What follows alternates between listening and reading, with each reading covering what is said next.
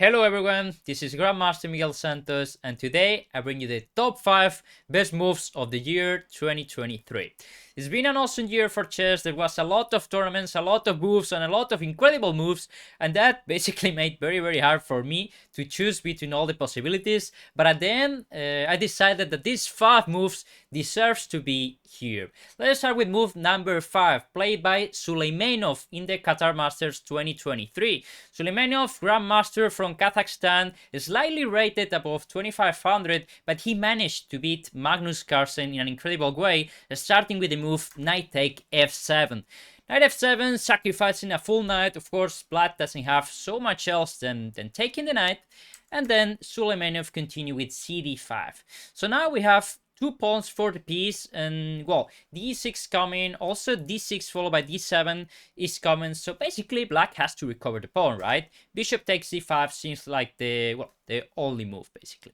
And now we have to do something very quickly, but Suleymanov thought about everything. He sacrificed the rook with rook takes d5. Black, again, he has to take it, otherwise he's simply a pawn down for no compensation at all. E d5, queen d5 comes, and now the king is basically on f8 with not so many squares available, and now we need to bring some pieces to the attack. So Suleymanov thought about the move knight d4. He has to calculate all of that before playing knight f7, and the key is that we are threatening knight d6, and it might seem okay, but black maybe is able to play knight c7, and then after pawn check, I hide the king and nothing is happening, but he realized that the queen is basically trapped on b8, and after knight c6, I'm taking it on next move. You cannot run, because after check, your queen will be hanging on b7.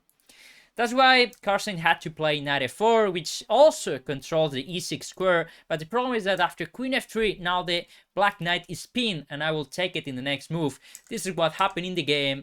Well, even though white is changed down with top pawns, and this king is extremely unsafe, the knight coming here, the bishop coming here, all the weaknesses, black is actually with not so many options to survive. Well, Suleymanov managed to win very quickly. Second game, Mamedov against Darda. In this game, black is actually a piece down, especially after the move knight f3, because we were trying to give some mate on h2. This position, black has to be very fast, otherwise we'll basically be losing the game, right? If white managed to bring some pieces to the defense, we are a piece down, and there's not so much to do. So here Mamedov realizes something very incredible, which is, okay, this guy on f3 is controlling the h2 square, so I need to make this guy go out of there. So you can think some move like rook e6 to play rook f6 maybe, but it's very slow, and he managed to find the best move here. Rook e3, again, a full rook sacrifice that is basically not possible to take. In case of f3, knight e3 will come, attacking the queen and attacking mate on g2, so it will be immediately game over. The game continue with rook fe1, because Darda realizes something very important, which is that after rook f3, ef3, now that there is no rook on f1, I can run with my king. Check, run, and probably it's not so easy. But that's why Mamedov basically plays rook e8. So the idea with rook e8, I'm controlling the full file, and this way, when I take on f3, take and give a check, the king is not running anymore through e2, because okay, my rook will be controlling that. So if you play something random, let's say rook ab1, I can take, check, king and mate. There is no king e2 anymore, right?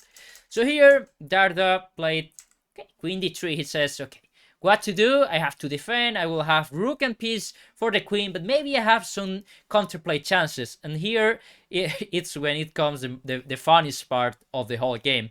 It's not only that black takes the queen, but actually the same move happens again with the move rook e3. Just incredible to play the same tactics 3 times in the same game, right? So the key of rook e3, again, we want to take the knight from f3. And basically white is not able to take. If he takes with the f-pawn, we take on g3, and then there is basically mating 1. King f1, queen f2 will be mate, and king h1, knight f2 will also be checkmate. So you cannot take with the pawn, you can try to take with the rook, but again, I take with the knight, queen g2 is being mate on the next move, so you have to take. I take here, I take here, I take here, and I basically take all of your pawns. So there is not so much that white can do in this position, right? So incredible tactics playing rook e3 twice by Mamedov. Now we go to number 3. This game, I'm sure most of you actually know this position. Is from World Championship in this year. Nepo with the white pieces against Liren with the black pieces. I was actually commentating this game live with my friends Pepe and Dibis in Spanish. We basically thought that the game was totally dead, and after queen e4, king g8, queen d5, king h7, and queen e4, it seemed that, well, this was going to be draw. We were simply going to have a game next. But here, Liren did something totally incredible that basically changed the whole outcome of the tournament. He managed to find and play, which is very awesome, the move rook g6. Probably is not even such a great move objectively, but it's so incredible that you want to win so much that you will pin your own rook. I mean, there is no way to go out of the pin. The rook is hanging, there is some h4 coming, it's not even so clear how would you advance the pawns, but he just plays rook g6. And here, Nepo totally collapsed. Of course, this was already in time trouble, and Nepo played queen f5, which it's actually not such a great move, because now the idea of Liren was to play c4, and this way you are able to play queen d3, get out of the pin, and Liren managed to win this game, and with that game he managed to win the World Championship 2023. For me, totally awesome, in such a nervous position, such a tense position, to just play rook g6, pin yourself, and win the World Championship like that. Just awesome. And now, to be honest, I had a lot of trouble choosing between the best 2 moves of the year. I was pretty sure which moves, but I was not sure of the order. But we will start with this one. This was a game played in the Grand Swiss 2023 between Lasavic and Wojtaszek. Here Lasavic found what actually seems to be a very nice tactic. He played bishop h6, he took the pawn, h6, and now if we realize the rook is hanging on c5, nobody is defending the rook, nobody is defending the knight, so he played queen d4, and it seems just very good for white, right? We sacrifice the bishop, and now we are going to take the piece back. We won a pawn, our king extremely safe, and there is not so much that black can do about it. But here Wojtaszek found basically one of the most beautiful moves you will ever see. He found the incredible move queen a1. There was no other move, there was no other possibility. If you move the rook wherever, I just take your knight and the position is totally over. But he finds queen a1. So let's try to understand this move. So okay, main idea is that if you take the rook or the knight, I can simply take your rook and then I'll be piece up and I'll be totally winning. So, am I threatening something? This is one of the funniest part. Queen a1 is not even a move that is threatening anything. The rook is defended, so it's basically only a control move to not allow the queen to take anything. So the main reason and the main key why queen a1 is winning is, okay, what happens if he actually takes the queen, right? So Wojtaszek's idea was to take with the rook, bishop f1 will come, and again, this is under attack, and even your rook on a1 is saying, what was the idea of Wojtaszek? He wanted to play the incredible move e5, sacrificing another piece. And after queen c5, bishop h3, and there was no way to avoid mate for white. I mean, you can play queen c8, but this is simply a piece down. So after queen a1, Lasavic decided that, well, he will play queen d2, and after queen a3, black is a piece up, and Wojtaszek managed to win the game in a really nice way. And finally, we'll go with our top one in this top, which for me is just an awesome game. Makar Rahat playing Harner Bennett. This is World Championship Under 16, and actually this game happened just a week ago. Here, black played the move bishop c5, and we have such an insane position.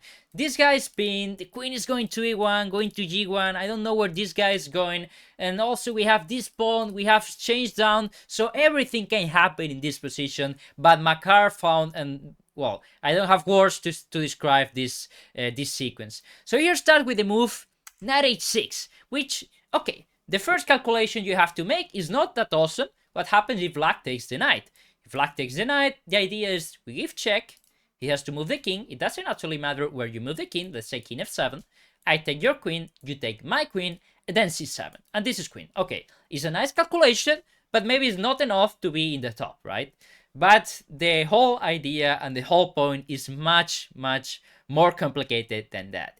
And after knight h6, black actually plays king h8. And now your knight is hanging, your knight is pinned, my queen is still going to e1, and you basically haven't solved any of your problems. But now the magic comes, because Makarhat had think about everything, and he found the incredible move knight to f6.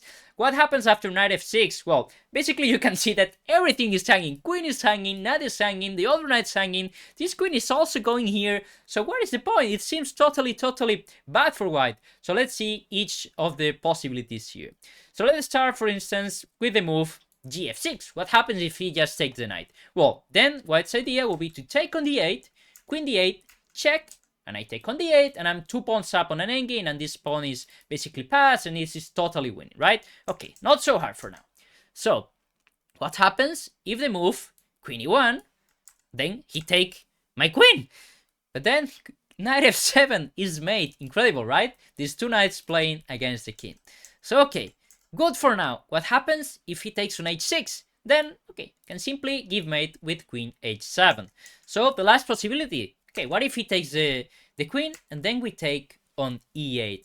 And the whole key is that you cannot take my knight again, because c7 will be queen.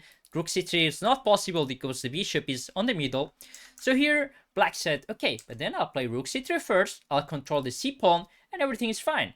But here, c7, and after bishop a3, Makar found knight f7, king g8, and knight e5, and white is just on time, because after king f8, knight c6 will stop the rook for controlling the c8 square, and there is no way you will stop the queen on c8. For me, it's just awesome that from this position, where everything seems, I mean, everything is complicated, but you have some control, all your pieces are defended, suddenly you manage to find this sequence where everything is hanging, everything is working for so little, but it's just awesome that it's working like that. So for me, this is the best moment of the year in chess terms in 2023.